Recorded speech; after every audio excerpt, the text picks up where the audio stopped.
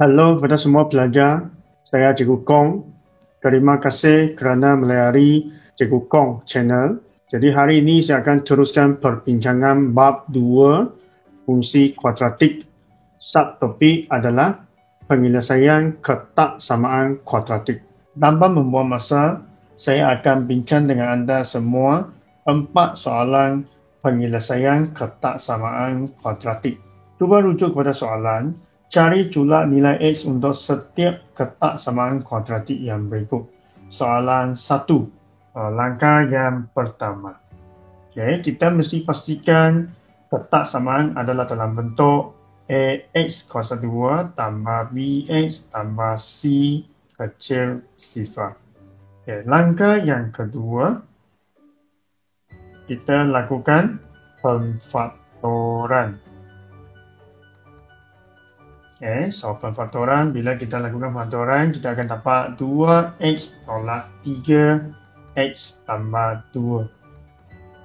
Anda juga boleh semak jawapan dengan menggunakan kalkulator saintifik. Seterusnya, langkah ketiga adalah tentukan nilai A. A sama dengan berapa? So kita boleh tahu A adalah sama dengan 2 besar sifar. Melalui sini kita akan tahu bila A besar sifar adalah parabola dengan titik minimum. Langkah yang keempat, kita tentukan kawasan berlorek. Bila kita tentukan kawasan berlorek, kita mesti rujuk kepada simbol ketaksamaan ini. Simbol kecil. So, bila kita buat lakaran lengkung ini adalah sebegini. Lakaran graf X parabola dengan titik minimum. Punca dia adalah negatif 2, 3/2. Dan kawasan berlorek ni kita rujuk pada simbol kecil pada ketaksamaan. Bila kecil, kita tahu bahawa ini pasti X. Di bahagian atas pasti X adalah besar. Bahagian bawah pasti X adalah kecil. So, bila simbol ini kecil pada ketaksamaan, maka kawasan berlorek adalah di bawah pasti X pada lengkung. So, jawapan dia adalah X kecil 3/2 dan X besar negatif 2. Ini bermakna X kecil 3/2 dan satu lagi yang ini adalah X besar negatif 2. Adapun negatif 2 kecil X. Tapi bila kita tulis jawapan, kita akan gabungkan jawapan itu dalam bentuk sebegini rupanya. Sebab kawasan berlorek dia di sini. Okey, so itu jawapan dia lah. Soalan 2. Langkah pertama, kita pastikan di dalam bentuk AX kuasa 2 tambah BX tambah C kecil sama sifar. Mesti dalam bentuk inilah. So dia memang dalam bentuk ini. So, bila dia dalam bentuk itu, kita lakukan pemfaktoran. Langkah kedua. So, saya lakukan pemfaktoran. X tambah 1, X tambah 4. Langkah yang ketiga, kita tentukan nilai A. So, A sama dengan A depan X kuasa 2 kan? A sama dengan 1 besar sifar. So, kita tahu lakaran dia adalah sebegini. Lengkung dengan titik minimum ataupun parabola dengan titik minimum. So, punca dia adalah negatif 4, negatif 1. Dan langkah yang keempat adalah tentukan kawasan berlorek. Cuba kita tengok simbol kecil atau sama dengan pada ketaksamaan. Bermakna kalau kecil kawasan berlorek adalah di bawah pada lengkung itu. So, saya lorekkan kawasan yang berlorek itu Dan saya tuliskan jawapan iaitu X kecil sama dengan negatif 1, besar sama dengan negatif 4.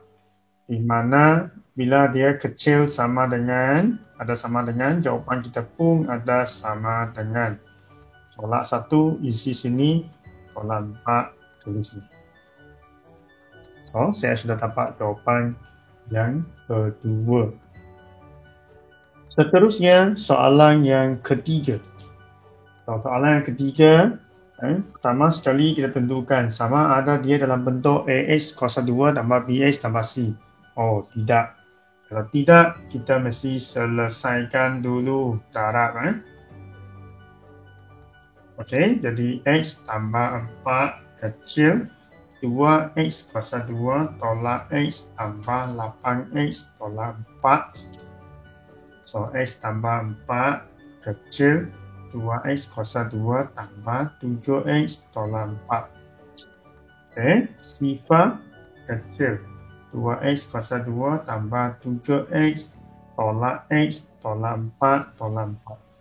So, saya akan dapat sifar kurang 2X kuasa 2 tambah 6X tolak 8. Okey, ataupun anda boleh tukarkan juga jadi 2X kuasa 2 tambah 6X tolak 8 besar sifar. Sebelum lakukan pemfaktoran, kalau boleh kita ringkaskan letak samaan ini terlebih dahulu. So, bila kita nak ringkaskan, kita bahagi 2 pada setiap sebutan. Bila bahagi 2, anda akan dapat X kuasa 2 tambah 3X tolak 4 besar sifar. Dan saya lakukan, memang sudah dalam bentuk AX kuasa 2 tambah BX tambah C, maka saya lakukan pemfaktoran. Pemfaktoran X tambah 4, X tolak 1. Dan anda boleh semak dengan menggunakan kalkulator saintifik. Langkah yang ketiga, A sama dengan, so kita rujuk pada nilai depan X kuasa 2 ialah 1. So, besar sifar. Maka lakaran untuk graf adalah parabola dengan titik minimum. Ini X, nilai punca dia adalah negatif 4 dan 1. Dan kita cuba rujuk kepada langkah yang keempat iaitu kawasan berlorek di mana dia. Okey, so kita rujuk pada simbol besar pada kotak samaan itu. Bila simbol itu besar bermakna kawasan berloreknya adalah di bahagian atas pasti X. Sebab bahagian atas pasti X besar, bahagian bawah pasti X kecil. So, simbol ini besar. Jadi, kawasan berlorek sekarang adalah di atas pasti X pada lengkung bahagian atas pasti X itu. Kita lorekkanlah. Lorekkan kawasan bahagian ini lah. So, jawapan dia adalah, ingat ini kecil, ini besar. Okey, kenapa ini kecil? So, anda boleh tengok sebenarnya yang ini dia macam ni.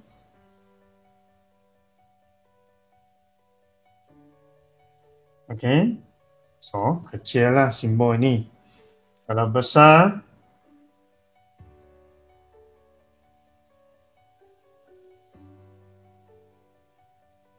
so simbol ini adalah besar.